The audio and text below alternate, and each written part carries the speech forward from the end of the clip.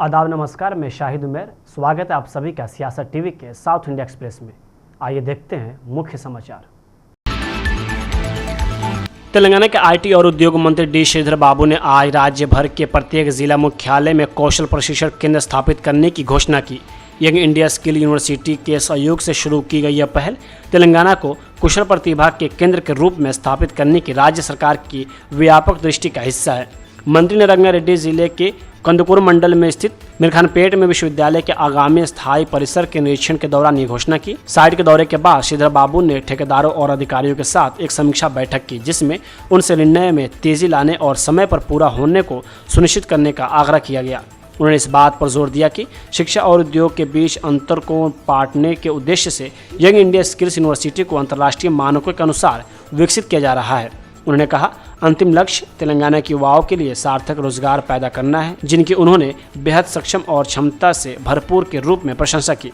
वर्तमान में विश्वविद्यालय फार्मा, रिटेल, लॉजिस्टिक्स और विमानन और हवाई अड्डा प्रबंधन में उद्योग प्रासंगिक पाठ्यक्रम पेश कर रहा है। अग्रणी उद्योग खिलाड़ियों के साथ साझेदारी में चलाए गए ये कार्यक्रम पहले से ही सफल दिख रहे हैं, क्योंकि 70 से 80% तक छात्रों ने रोजगार हासिल कर लिया है। श्रीधर बाबू ने यह भी कहा कि सिर्फ एक साल के भीतर 57,000 सरकारी नौकरियां भरी गई हैं। उन्होंने दीर्घकालीन विकास लक्ष्यों पर अपना ध्यान केंद्रित करते हुए चुनाव के दौरान किए गए हर वादे को पूरा करने की सरकार की प्रतिबद्धता दोहराई।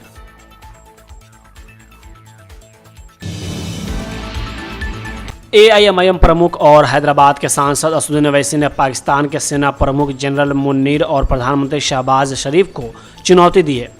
पाकिस्तान में भारत ने जो तबाही मचाई, उसके बाद ओवैसी ने मुनीर और शहबाज से पूछा कि क्या चीन के विमान से रहीम यार खान एयरबेस पर लैंड कर पाएंगे। दरअसल भारत ने 10 मई को पाकिस्तान में ज़बरदस्त कार्रवाई करते हुए उसके कई एयरबेस को तबाह कर दिया, जिसमें पंजाब प्रांत में स्थित रहीम यार खान एयरबेस भी शामिल है। पाकिस्तान को चीन के हथियार पर बड़ा घमंड था, लेकिन भारत से तनाव में दिख गया कि चीनी माल की कोई गारंटी नहीं होती। इसी पर तंज कसते हुए ओवैसी ने पूछा कि क्या शहबाज और मुनीर चीनी विमान से रहीम यार खान एयरबेस पर लैंड करेंगे। भारतीय सशस्त्र बलों ने रफीकी, मुरीद, चकलाला, रहीम यार खान, सुक्कुर और चुनिया सहित कई पाकिस्तानी सैन्य प्रतिष्ठानों पर भीषण जवाबी हमला किया था।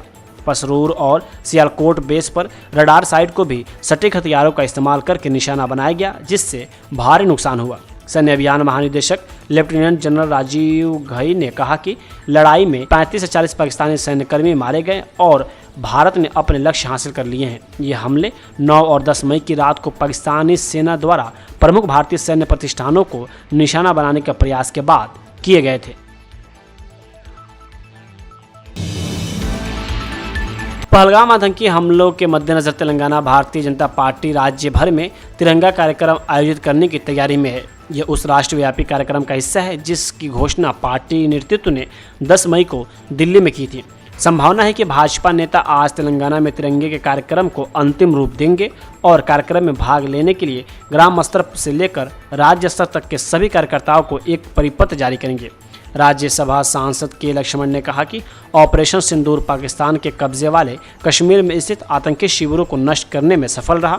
सांसद ने कहा कि केंद्र की एनडीए सरकार ने पहलगाम आतंकी घटना के बाद ऑपरेशन सिंदूर चलाकर त्वरित कार्रवाई की थी। तिरंगा कार्यक्रम के तहत बीजेपी लोगों को राष्ट्रवाद और देशभक्ति का महत्व समझाकर जागरूक करेगी। राष्ट्रीय ध्वज थामे हुए पार्टी नेता लोगों को बताएंगे, ऑपरेशन सिंदूर किसी धर्म या स्थान के खिलाफ युद्ध से संबंधित नहीं है। यह केवल आतंकवाद के खिलाफ युद्ध है, जो न केवल भारत बल्कि दुनिया के लिए भी एक बड़ी चुनौती है। वहीं डीसी ने लक्ष्मण के हवाले से कहा कि आतंकवादी गतिविधियों से निपटने में भारत की ताकत और स्थिरता से दुनिया हैरान है। ऑपरेशन के दौरान भारतीय सेना ने पाकिस्तान द्वारा इस्तेमाल किए गए सैकड़ों ड्रोन को नष्ट कर दिया। यह समय तिरंगा कार्यक्रम आयोजित करके लोगों को सब कुछ समझाने का है।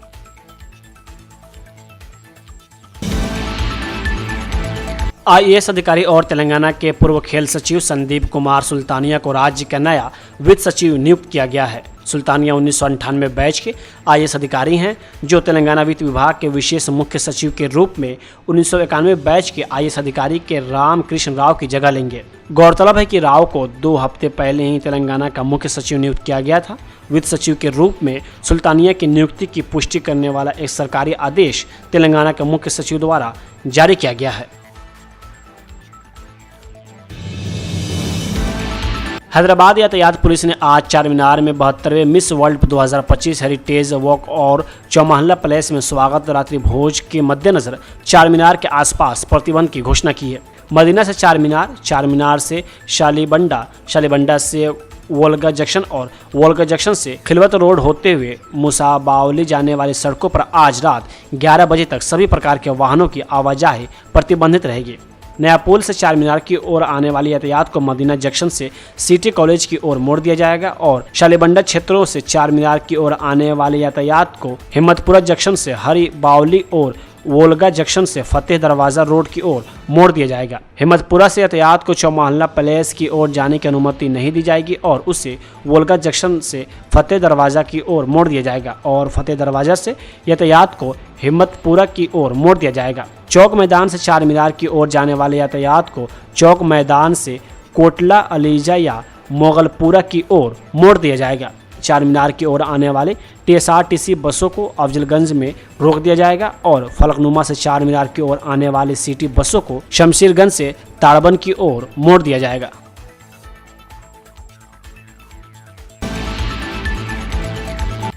असदुद्दीन ओवैसी ने बिहार में अक्टूबर-नवंबर में होने वाले विधानसभा चुनाव के लिए अपने उम्मीदवारों के नाम का ऐलान भी शुरू कर दिया है। इस बार MIM ने बिहार में कम से कम 50 सीटों पर चुनाव लड़ने का प्लान बनाया है और 25 सीटें जीतने का टारगेट उन्होंने सेट कर रखा है।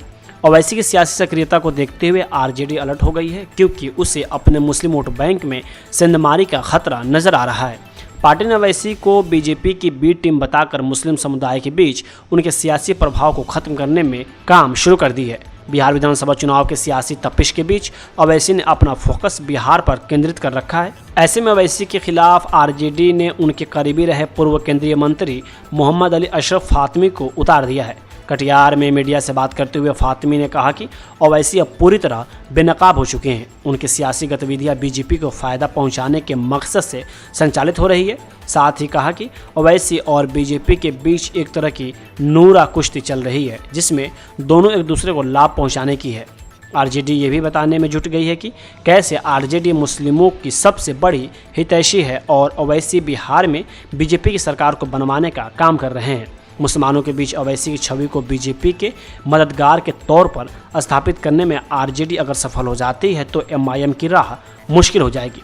आपको बता दें कि साल 2020 में सीमांचल के इलाके में मुस्लिम बहुल 5 सीटें MIM जीतने में सफल रही थी, जिसमें से 4 विधायकों ने बाद में RJD का दामन थाम लिया था। इस बार ओवैसी 50 सीटों पर चुनाव लड़ने और 25 सीटें जीतने का लक्ष्य रखा है। ऐसे में ओवैसी के सियासी मंसूबों पर पानी फेरने की रणनीति पर RJD ने काम शुरू कर दिया है।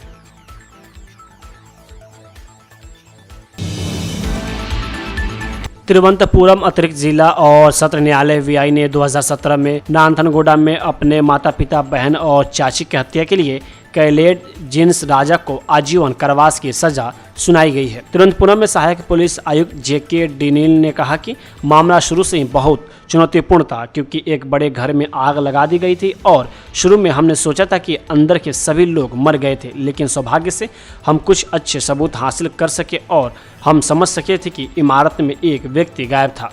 हमने डिजिटल सबूत बरामद किए और हम समझ गए कि उसने कुल्हाड़ी खरीदी थी जिससे उसने अपने माता पिता की हत्या की थी। उसने भागने की भी कोशिश की थी, लेकिन हमने उसे ढूंढ लिया और उसने मानसिक रूप से बीमार होने का नाटक किया। हमें पूंजी की उम्मीद थी। 4 लोगों की मौत पर विचार करते हुए सजा दी जाएगी। हम इसे अंतिम रूप देंगे कि इसे चुनौती दी जानी चाहिए या नहीं।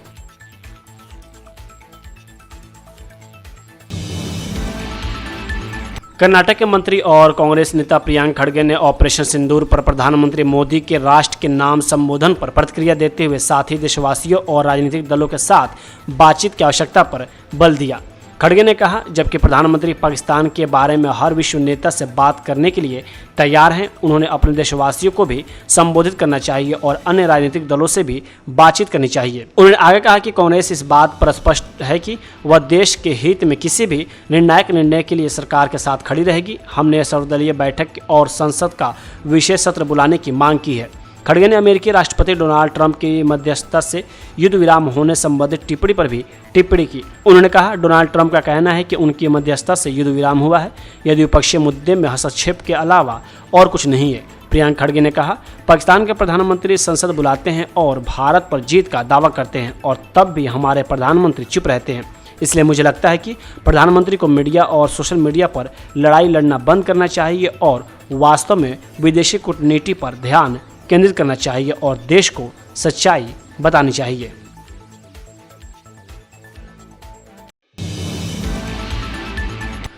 कर्नाटक के मुख्यमंत्री सिद्धरामैया ने राज्य में आवश्यक वस्तुओं की कीमतों में वृद्धि के खिलाफ भाजपा की जन आक्रोश यात्रा पर निशाना साधा और विपक्षी पार्टी पर पलटवार करते हुए कीमतों में वृद्धि के लिए भाजपा शासित केंद्र सरकार को जिम्मेदार ठहराया। उन्होंने भाजपा पर लोगों के आर्थिक सशक्तिकरण और विकास में योगदान देने वाले गारंटी योजनाओं का विरोध करने का आरोप लगाया। उन्होंने यूपीए सरकार और मोदी सरकार के दौरान पेट्रोल, डीजल, सीमेंट, चांदी, सोना, गैस और अन्य वस्तुओं की कीमतों की तुलना की। उन्होंने कहा कि पीली धातु जो 100 ग्राम के लिए 28,000 रुपये थी, मोदी के शासन में 1 लाख रुपए तक पहुंच गई है, जिससे गरीबों के लिए मंगलसूत्र खरीदना भी मुश्किल हो गया है।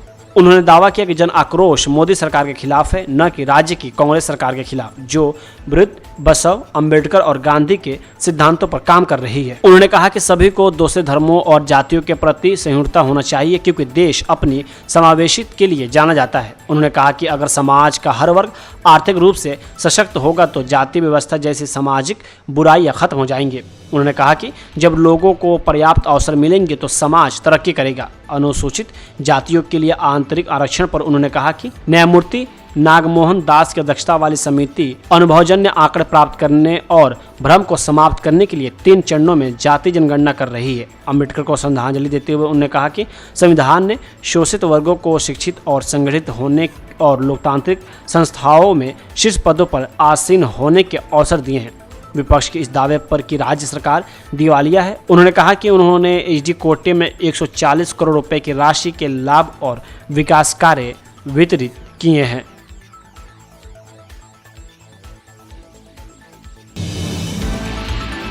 आंध्र प्रदेश के मुख्यमंत्री एन चंद्रबाबू नायडू ने कहा कि प्रधानमंत्री नरेंद्र मोदी ने भारत के नए सिद्धांत को आकार दिया है और राष्ट्र के नाम उनके संबोधन को पाकिस्तान प्रायोजित आतंकवादियों के लिए कड़ी चेतावनी बताया है। नायडू ने एक्स पर एक पोस्ट में कहा, प्रधानमंत्री मोदी ने सिर्फ भाषण नहीं दिया, उन्होंने भारत के नए सिद्धांत को आकार दिया। उनका संबोधन पाकिस्तान प्रायोजित आतंकवादियों के लिए एक कड़ी चेतावनी है और दुनिया के लिए ताकत का स्पष्ट संदेश था। मुख्यमंत्री के अनुसार भारत आज अपने प्राचीन अत्याधुनिक विरासत और अत्याधुनिक आधुनिक क्षमताओं के लिए वैश्विक सम्मान का हकदार है। उन्होंने आगे कहा कि ऑपरेशन सिंदूर के दौरान हमने सीमा पार राज्य प्रायोजित आतंकवाद को बढ़ावा देने वाले प्रमुख बुनियादी ढांचे को नष्ट करने के लिए स्वदेशी रूप से विकसित ड्रोन और हथियारों को सफलतापूर्वक तैनात किया। नायडू ने कहा, हमारे भारत में निर्मित रक्षा तकनीक ने हमारे राष्ट्र की रक्षा के लिए आधुनिक युद्ध के लिए हमारी तत्परता दिखाई, जिससे हर भारतीय को गौरव हुआ है।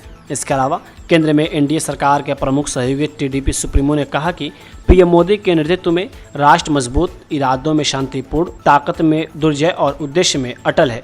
नायडू ने कहा, भारतीय होने के नाते हम एकजुट रहेंगे और हमेशा राष्ट्र को पहले रखेंगे। नायडू के सुर में सुर मिलाते हुए उप मुख्यमंत्री पवन कल्याण ने मोदी के भाषण की सराहना की और इसे एक शक्तिशाली संदेश बताया। उन्होंने कहा, वाह, ऑपरेशन सिंदूर पर पूरे भारत और अंतर्राष्ट्रीय समुदाय को प्रधानमंत्री नरेंद्र मोदी का क्या सशक्त संदेश है।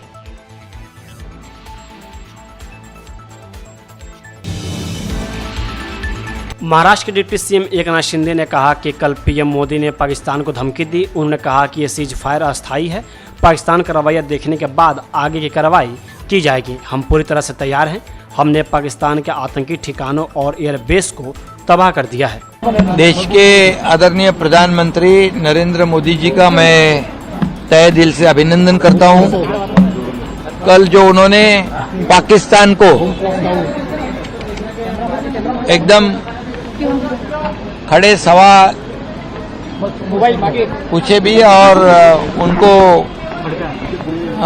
खड़काया है और कहा है कि अभी सिर्फ ये बात होगी तो दहशतवाद पे और पीओके पे, और जो हमारी कंडीशन थी सिंधु करार, ये जो भी अभी रुका है ये सिर्फ स्थगिती है। और अगर पाकिस्तान का रवैया देखकर आगे का जो एक्शन है वो भारत लेने को समर्थ है। भारतीय जवान हमारे पूरे तरह तैयार है।